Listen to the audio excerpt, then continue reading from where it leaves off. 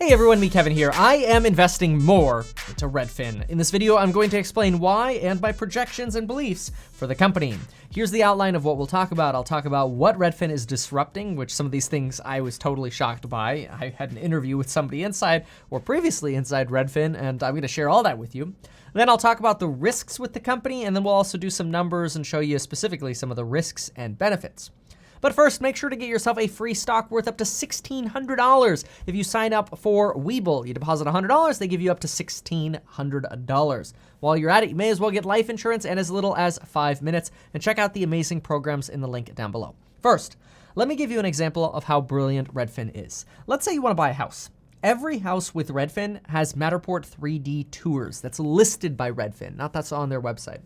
Now, many of you know that I am infatuated with 3D tours because, well, I've been saying for at least 4 years now that we should do 3D tours as a side hustle, that it's a great business, it's easy to make money with, it's easy to do. You buy the camera and you push a button. Like, what's easier than that? Other brokers at the moment also refuse to make this a norm. So Redfin kind of stands out as one of the few companies where every one of their listings has a Matterport virtual tour, which I think is brilliant.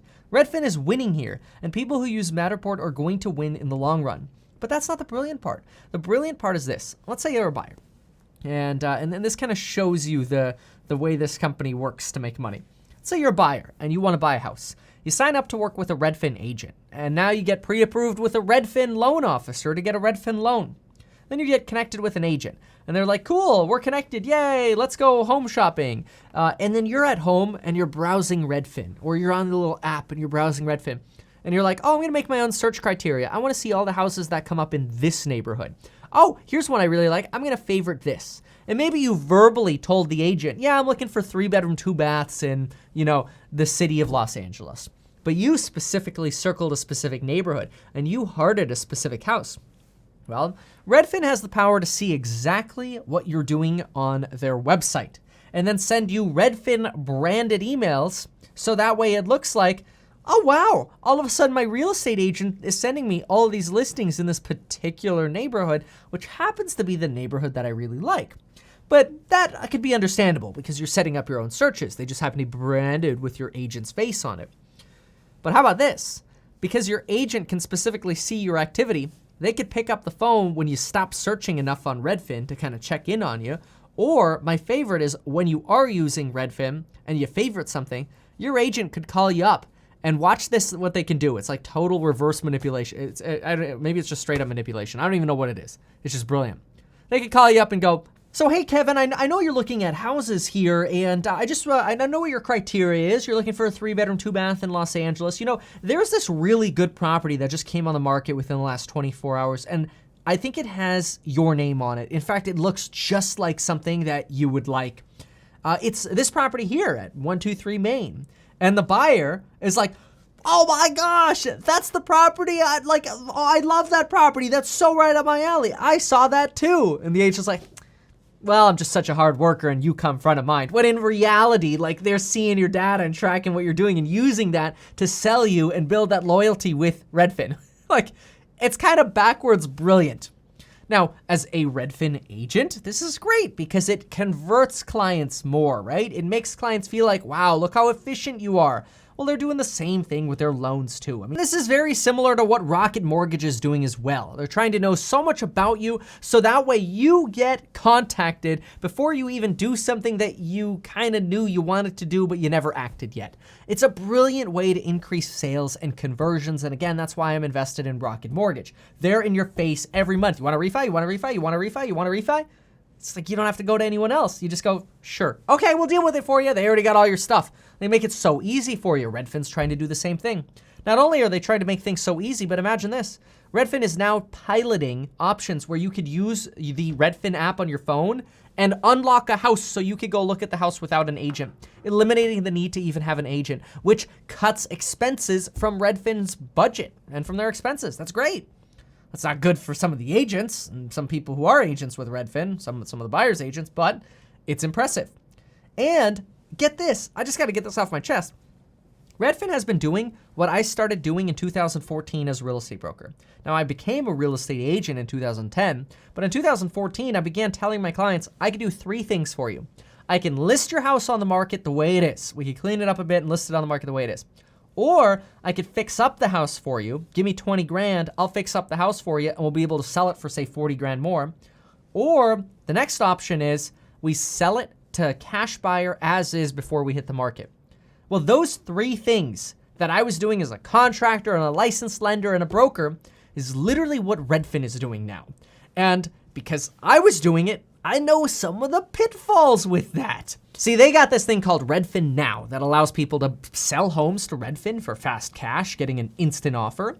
They've got the Redfin concierge services, which allow sellers to fix up their home with Redfin. That's like kind of exactly why I became a licensed contractor. It's low margin, but it's a brilliant way to steal market share. You don't make a lot of profit being a contractor for your clients, but it's a great way to get clients to sign on with you because you're making it easy for them. You're taking the stress out of real estate. And then Redfin, of course, has their regular listing services. So you kind of get where Redfin is going here. Yet with all of these services, Redfin only has a market share of 0.92%.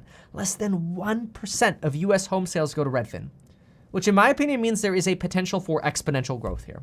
Now, it's going to take a while. Real estate is much slower than your typical tech company that could just blow up in the next couple of years. I think Redfin's probably got another 5 years to go before we really start seeing them as like, oh my gosh, where did Redfin come from? Like they're huge now all of a sudden. And their biggest competitor, Purple Bricks, at least I think it was their biggest competitor, went bankrupt. Well, now that they're gone, Redfin raised their prices and Redfin can now take more profit. And in terms of employees, this company is hiring like crazy. In fact, in an interview with former Redfin employee Mel Anik, who by the way used to be a Redfin listing agent. I'll link his YouTube channel down below. He just started a YouTube channel, by the way. He said he got a job at Redfin in 2016, and he went from having 2 deals at his prior job, making maybe $15,000, $20,000 that year, to making $84,000 his first year at Redfin. And he mentioned that it's typical that agents can earn somewhere between $1,500 to $25 on each deal, and Redfin's hiring like crazy. He also said if you don't have any experience, you could start as a buyer's agent, and he gave an example of a 22-year-old who just does open houses and showings, and the 22-year-old's making like $1,000 a weekend. And he says you could easily make between $50,000 to $70,000 a year. He's also who gave me some insights on kind of like the things that Redfin can see about your activity in that. Now, in the earnings call, and I read this from the transcript, CEO Glenn Kelman multiple times expressed how important employee satisfaction is to Redfin and that they'd rather grow slower but make sure their employees are happy. And that's actually one of the risk factors for the stock, is employees. This is a very employee-centric business. And if they get upset employees or employees think they could start making money more like on their own, going to eXp Realty or whatever, it's going to be an issue. And the company's losing money right now. But the biggest driver in growth is their home flipping business model, which is called the RedfinNow program. This side of the business has more than doubled since 2019, but they're not making money on it right now. They're actually spending more money on it than they are taking in. And the other downside is Redfin, well, is a pretty big play on assuming that Redfin can figure out how to make this home flipping business for Redfin profitable, which right now it seems to be more of an effort to beat out Opendoor and Zillow Instant Offers and attract customers rather than trying to make it profitable. So I did some projections. And quick note, the pink in the spreadsheet that I'm about to show you represents data from their actual earnings report, and yellow represents projections that I'm working on 4 years out. So yeah, I'm taking Redfin 4 years out to try to do an analysis on this for the end of 2024. So I took their quarterly revenue, which is 1/4 of an annual, right? I took their quarterly revenue, which you could see over here on the left. For service, they made about 141. What do we got here? $141 million right here. Then we've got for product, they made about 72 million. They brought that in revenue. But then they had expenses. We've got these expenses here, service of 93, 73. And you can see here, 63% of the service money they bring in goes to expenses, and 101% of their product revenue goes to expenses. So once they make this profitable, this number right here, it's gonna be a huge, huge game changer for this company. And that's gonna be what potentially leads this company to go profitable. So keep an eye on this. We've got tech and marketing and general administration. I kind of filled out some of the other generics here. But let's get to some of the interesting conclusions. I'm going to go in and assume that they're going to grow their services side by 5% per year for the next 4 years. And the reason I'm going to do that is because they usually grow their services side by 3% per year, but they added lending and they added title services. And I think that's going to help Redfin penetrate over the next 4 years. And I also think with prices going up, people are going to potentially be a bit more sensitive and more people are going to give Redfin a shot. So this is a minor increase here, but that's not really where I think the big dollars are coming from. Instead, I think some of the bigger dollars, the bigger change in growth is really going to come from their RedfinNow, basically their home flipping business. That's this number right here. If I assume that Redfin can grow this business, which they've been doubling about for the last couple of years, if they can grow this by 70% per year for the next 4 years, which is a lot, that's massive, massive growth, 70% for the next 4 years. It is a growth company. If they can reach that kind of growth, then these projections will be sort of my base case. I'm going to give you my worst case in just a moment. But I believe that we could see somewhere around a 60% margin on their services. Right now, they're at about 66%. They might be able to scale that a little bit once they get a groove into lending and title and, of course, their real estate agent service. And they did just bump their prices as well. So I think their margin here is going to improve. And I believe they could get to about a 98 to 95% margin on the flipping business. And that's an expense margin. So that means they're keeping 2 to 5%. This is very difficult though. And let me just give you this as sort of an insight as somebody who used to do this. It's very, very, very difficult to coordinate multiple construction crews and have sort of a standard system throughout anything further away than like a county. That's why generally when you have large general contractors, they're like insurance workers, like ServPro. But beyond that, you don't see like a regular home builder usually working all around the country, unless of course they're doing new construction homes, right? Like Lennar or KB. I'm talking about home remodeler. You don't see these national home remodeling brands. Harvard actually did a study on that and said it's because customs and designs are very different in location to location, and it's difficult to scale employees in construction. Very difficult to do. So construction, I can't stand because of that.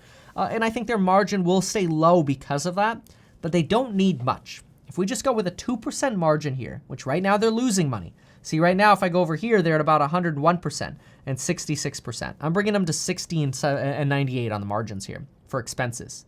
Well, and then just ignore that. So we've got profit here. Okay, great. We've got expenses. I kept the tech at 12%. I bumped marketing a bit. They went down because of COVID. I think they're going to bump that up a little bit. After all, they just shot a commercial on cell phones, and it's outperforming their more expensive commercials. So I think they're going to keep their marketing expense a little lower by cutting out some of those more, extra commercials they were doing with the big production companies. But anyway, if they hit this data, it would not surprise me for them to hit something around a $30 billion revenue quarter in 2024. Now I have to annualize this to get to an annual rate, so I'm going to multiply that by 4. Now in fairness, the second quarter is usually a little bit busier than, the fourth quarter of the year. So I'm assuming that we can extrapolate the second quarter, that the growth will justify that. And if we go with a price to earnings ratio of, let's say 70 in the future, then the price in the future might be something like $86 per share. And that's at the end of 2024, which means if you invested today at around $48, $50 per share, it'd be something like a 14.6% return. But there are a lot of ifs here, a lot of ifs, and I want to talk about those risks. So even though I have a target for this company of about $86 to $100 by 2024, we've got lots of risks. First, if the real estate sector slows down, they're going to get hurt on their home flipping business. The second thing is we're not 100% sure how to value a real estate company. Do we value them as a tech company or how do we value them? See, with 100 times price to earnings ratio, once they start going profitable, which we might see when they go profitable the first time, we could go as high as $123 per share with these metrics. That would not be a shocker at all because this is really about how profitable tech is being valued right now. Sometimes we're even seeing like Facebook in the early days, 200 price to earnings ratios, right? not unreasonable at all, especially when a company's losing money. Then it just looks even more crazy. I mean, look at like Zoom or DocuSign. And these are companies that I've got some money in, and it's because of their growth. Anyway, focusing on Redfin, the biggest thing that you should take away if you're thinking about investing in Redfin is how much profit can they make from flipping those houses. You could literally erase everything else. Everything else can go away. It's what margin can we actually expect that they make on those properties. See, watch this. If I go ahead and edit, let's do that. Let's edit what we think the margin could be over here. So let's go ahead and get rid of all that. Let's punch in a 95% margin instead of a 98% margin. Okay, that would bring our price on this stock to $137 to $197, between a 70 and 100 PE ratio. Heck, I could even drop this PE ratio to 40 and we'd still be at almost $80. So that margin right here, if you want to pay attention to Redfin, folks, it's that number, the margin on the construction. Obviously, we want to see growth on the service and we want to see that growth over time. But as that number gets better, much like Tesla, as that margin gets better, the company's going to become a lot more profitable, a lot faster. And once you see that trend coming, I think it's something to pay attention to and decide, okay, is this enough of a trend for me to say, this is the stock that I want to go heavier on? Me personally, I would love to buy this company under $45 per share. Going into some more details here, projecting out and based on some latest interviews, I don't mind paying $48, $49 for it. I don't think I can go heavy over 50 on it, but I'm already pretty decently exposed to Redfin. I don't mind adding to Redfin. I think the prospects in the long term are great. And honestly, if anybody can make this construction flipping gig work out the smoothest, it's probably going to be Redfin. We'll see though. If this margin continues to fail, it might be one that makes sense to sell at some point in the future. So stay tuned, see how you feel about that margin. These are my thoughts on Redfin. And if you've liked what you've seen, consider sharing the video, consider subscribing to the channel. And folks, I'll see you in the next one.